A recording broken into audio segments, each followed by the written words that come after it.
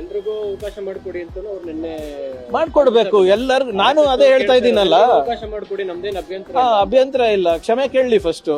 ಅಂದ್ರೆ ಅವರು ಆ ವ್ಯಕ್ತಿ ಯಾರು ಮಹಾರಾಷ್ಟ್ರ ಮೂಲದ ವ್ಯಕ್ತಿ ಮಾತಾಡಿದ್ದು ಸರಿನಾ ಇಲ್ಲ, ನಮ್ಮ ಸಂಘಟನೆಯಿಂದ ಹಿಂಗೊಂದು ತಪ್ಪಾಗಿದೆ, ಅವನು ನಮ್ಮ ಸಂಘಟನೆದವನಿಗೆ ಸೇರಿದ್ದಲ್ಲ, ಆ ಆಲೋಚನೆ ಇಂಥ ಆಲೋಚನೆಗಳು ನಮ್ಮ ಸಂಘಟನೆಯಲ್ಲಿ ಅಂತ ಒಬ್ರನ್ನ ಹೇಳಿದ್ರ.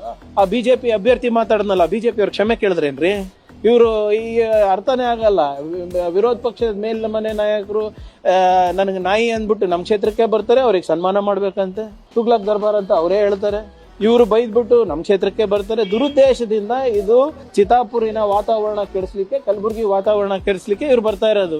ಇಲ್ಲಿವರೆಗೂ ನೋಡಿ ಬಿಜೆಪಿ ನಾಯಕರು, ವಿರೋಧ ಪಕ್ಷದ ನಾಯಕರು ಎಷ್ಟು ಸರಿ ಕಲಬುರಗಿಗೆ ಬಂದಿದ್ದಾರೆ?